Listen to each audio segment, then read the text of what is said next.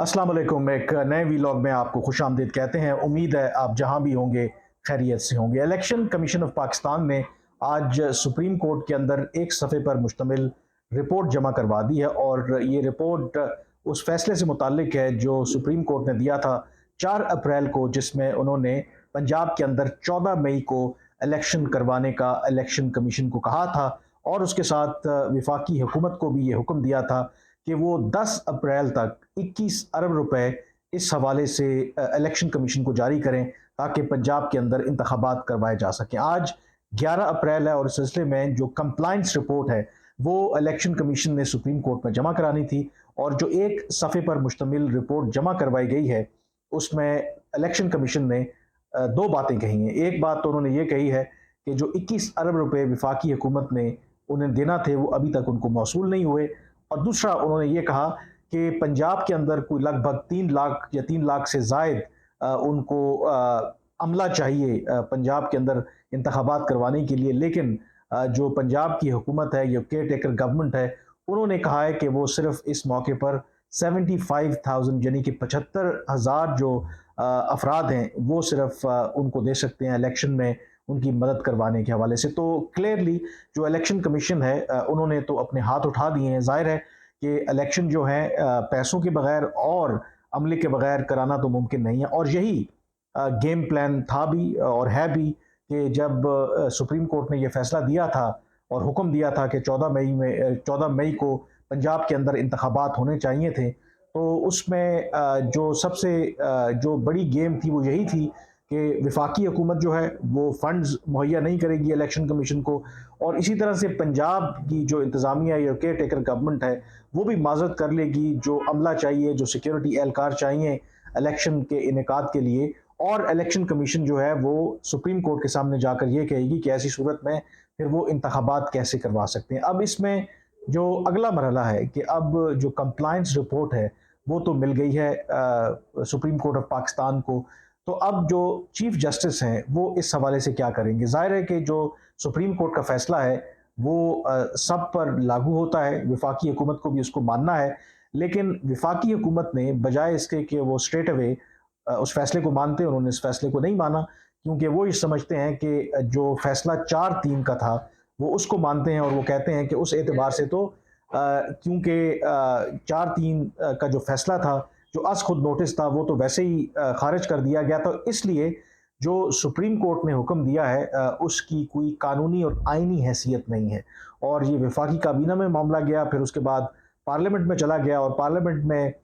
ये बिल पेश किया गया है और अब वो मौखर कर दिए गए, यानी कि जुमेरात को उस हवाले से दोबारा समाअत होगी, तो ये मामला इसी तरह से ड्रैग होता रहेगा। अब सवाल ये है कि अगर आप सुप्रीम कोर्ट के फैसले के ऊपर अमल नहीं करते तो आपके ऊपर तौहीन अदालत लगेगी। तौहीन अदालत लगेगी, अगर फ़र्ज़ करें कि वज़ीर-ए-आज़म के ऊपर तौहीन अदालत लगती है, तो माज़ी में हमारे पास एग्ज़ाम्पल्स मौजूद हैं कि तौहीन अदालत की वजह से जो प्राइम मिनिस्टर हैं उनको अपनी नौकरी से हाथ धोना पड़ा। तो क्या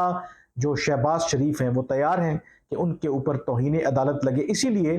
वो चीज़ों को थोड़ा कन्फ्यूज़ कर रहे हैं, यानी कि वफाकी हुकूमत या काबीना जो है वो खुद फैसला नहीं ले रही, बल्कि उन्होंने जो बॉल है वो पार्लियामेंट की कोर्ट में फेंक दी है, यानी कि कलेक्टिवली वो ये कहते हैं कि अगर सुप्रीम कोर्ट किसी के खिलाफ कार्रवाई करना चाहती है तो बेहतर है कि फिर पार्लियामेंट के खिलाफ जो है वो कार्रवाई करे। तो देखते हैं कि अब जो चीफ जस्टिस हैं वो कैसे आगे बढ़ते हैं और कैसे मामले को लेके चलते हैं। बट एज ऑफ नाउ ये बड़ा वाज़ेह है कि 14 मई को या कम अज़ कम पंजाब के अंदर आम इंतखाबात होने नहीं जा रहे, और इसके अंदर जो सबसे इम्पोर्टेंट है, इवन अगर ये तौहीन अदालत का मामला जाता भी है, अगर कार्रवाई शुरू भी होती है, तो ये तौहीन अदालत का जो मामला है ये 2-4 दिन में तो नहीं निपट के ख़त्म होगा, क्योंकि तौहीन अदालत अगर होती है उसमें बाकायदा तौर पर फिर अगर प्राइम मिनिस्टर के खिलाफ है या किसी वजीर के खिलाफ है तो बाकायदा तौर पर फिर एक शो कॉज नोटिस होता है, उसमें मौका दिया जाता है जिसके खिलाफ तौहीन अदालत होती है कि वो जवाब दे। जब जवाब देते हैं तो उसके ऊपर फिर बाकायदा तौर पर जिरा होती है, ट्रायल होता है, और उसके बाद फिर इसका फैसला आएगा। तो अगर ये मामला उस तरफ निकल जाता है तो हो सकता है बाय द टाइम किसी प्राइम मिनिस्टर के खिलाफ या किसी और हुकूमती एहलकार के खिलाफ तौहीन अदालत के हवाले से कार्रवाई हो, बाय द टाइम जो है वो इतना वक्त गुजर जाएगा कि इलेक्शन कमीशन के पास پھر 14 مئی کو الیکشن کروانے کا وقت ہی نہیں بچے گا، کیونکہ ظاہر ہے کہ باقاعدہ طور پر جو الیکشنز اگر ہونا ہے تو اس میں کاغذات نامزدگی ہے، اس کی جانچ پڑتال ہے، اپیلیں ہیں، ایک پورا پروسیس ہے، پھر الیکشن کیمپین بھی ہے جو آپ نے ایک چلانا ہوتی ہے، جو بھی امیدوار ہیں، جو بھی جماعت ہے الیکشن سے پہلے۔ تو لگتا یہ ہے کہ حکومت کی جو اسٹریٹجی ہے وہ اس کو اتنا ڈریگ کر دیا جائے تاکہ یہ پہلے تو 14 مئی کو کم از کم جو الیکشنز کی تاریخ ہے اس وقت الیکشنز نہ ہونے پائیں، اور پھر باقی معاملات آگے دیکھے جائیں گے۔ یہ تو پنجاب کی حد تک بات ہو رہی ہے۔ پنجاب میں الیکشنز کیوں نہیں کروائے جاتے؟ اس کی جو بظاہر وجوہات ہیں، ظاہر ہے کہ جو گورنمنٹ کہتی ہے کہ پاکستان کے آئین کے اندر اور خاص کر کے 18ویں آئینی ترمیم کے بعد الیکشن جو ہیں وہ ایک نگران سیٹ اپ کے تحت ہونے چاہیے، اور اس وجہ سے جو الیکشنز ہیں وہ صوبائی اسمبلیوں کے اور قومی اسمبلی کے ایک ہی دن ہونے چاہیے تاکہ چاروں صوبوں میں اور وفاق کے اندر نگران حکومت ہو۔ لیکن اگر پنجاب کے اندر انتخابات پہلے ہو جاتے ہیں اور اس کے بعد پھر اکتوبر میں قومی اسمبلی اور جو باقی صوبے ہیں وہاں پہ انتخابات ہوتے ہیں، تو پھر پنجاب جو پاکستان کا سب سے بڑا صوبہ ہے، پنجاب ہی ڈیسائیڈ کرتا ہے کہ وفاق کے اندر کس کی حکومت بنے گی۔ تو جو حکومت پنجاب میں انتخابات کے بعد آئے گی تو کیا اس کے انڈر ہی قومی اسمبلی کے انتخابات ہوں گے؟ تو اس میں پھر مزید الزامات لگیں گے کہ شاید جو بھی گورنمنٹ اس وقت یا جو بھی جماعت اس وقت گورنمنٹ میں ہوگی تو ہو سکتا ہے کہ وہ اپنی جماعت کو فیور کرنے کے لیے بات کرے۔ تو ایک تو یہ وجہ ہے۔ دوسری اس کی وجہ یہ ہے کہ اس لیے جو موجودہ حکومت ہے وہ پنجاب میں انتخابات الگ سے نہیں چاہتی، وہ چاہتی ہے کہ انتخابات جو ہیں وہ ایک ہی دن ہوں۔ دوسری اس کی جو وجہ ہے وہ یہ بھی ہے کہ اس وقت ملک کے اندر مردم شماری جو ہے وہ جاری ہے، اور اس کے نتائج آنے میں ابھی وقت لگے گا، اور ان نتائج کو سامنے رکھتے ہوئے پھر پورے ملک کے اندر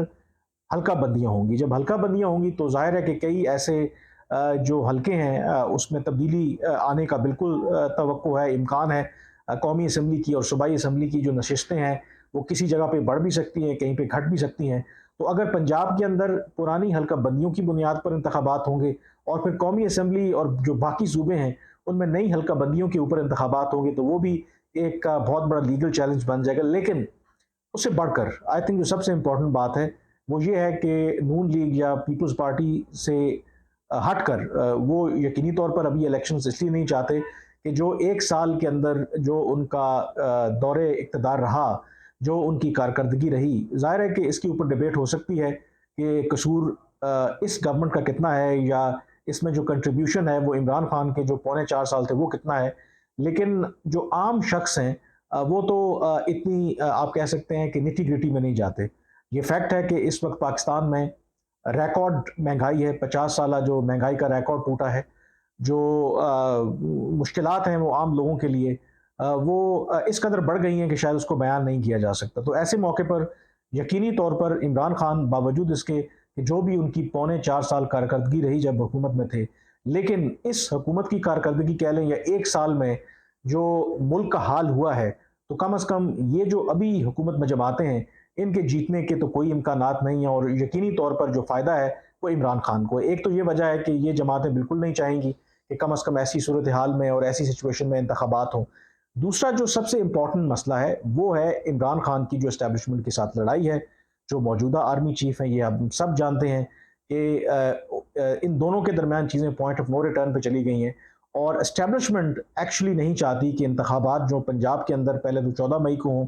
کہ اگر عمران خان وہ دوبارہ وہاں پہ منتخب ہو کے آ جاتے ہیں تو پھر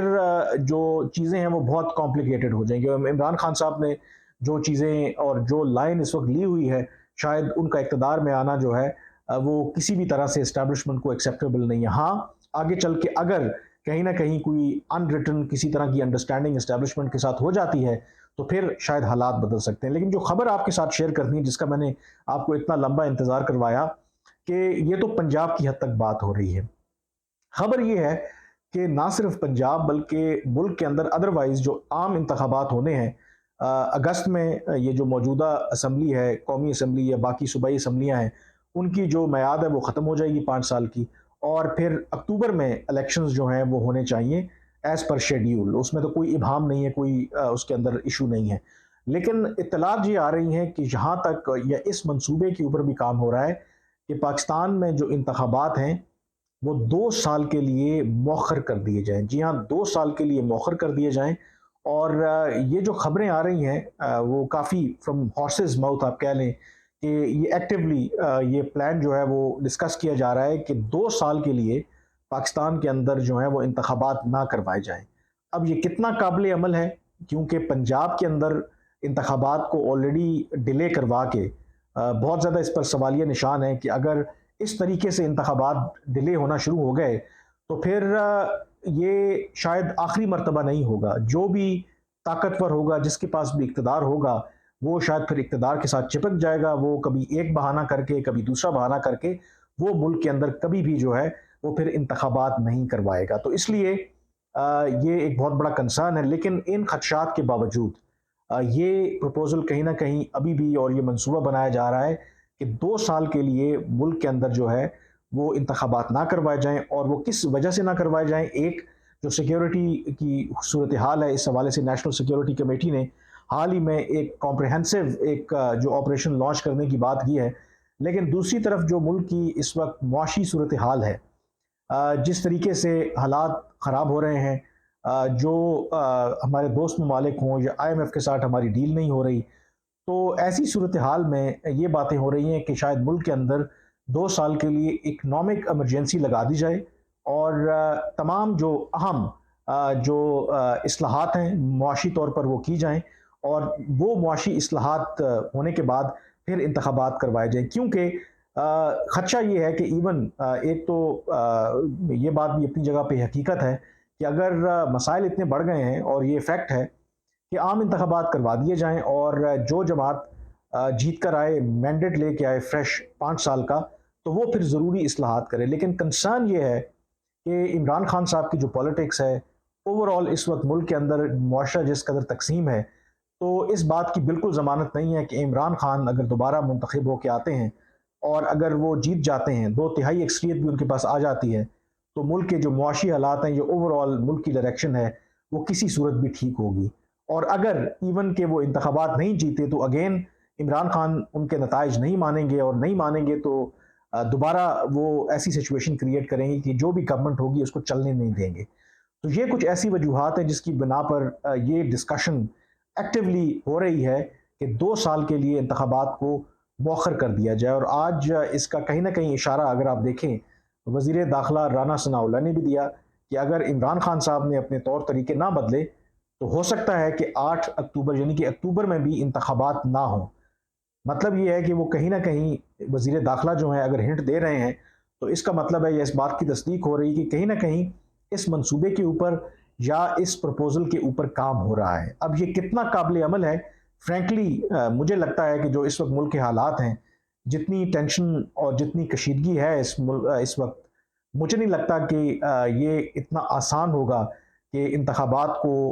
2 سال کے لیے ڈیلے کیے جائے۔ انفیکٹ سب سے بڑا چیلنج ابھی بھی یہی ہے کہ پنجاب کے اندر کسی طریقے سے جو گورنمنٹ چاہتی ہے کہ الیکشن کو کم از کم اکتوبر تک لے کے جایا جائے، اگر حکومت اس میں بھی کامیاب ہو جاتی ہے تو یہ بھی ان کی بہت بڑی سکسیس ہوگی، کیونکہ سپریم کورٹ اور خاص کر کے موجودہ جو چیف جسٹس ہیں وہ اتنی آسانی سے ایسا ہونے نہیں دیں گے کہ حکومت جو ہے وہ الیکشن جو ہے وقت پہ نہ کروائے۔ اینی ویز دیکھتے ہیں کہ کیا صورتحال بنتی ہے، بٹ سچویشن جو ہے وہ کافی آئی شوڈ سے کہ ڈیلیکیٹ ہے اس وقت۔ آج کے ویلاگ سے اتنا ہی، مجھے اجازت دیجیے، اللہ حافظ۔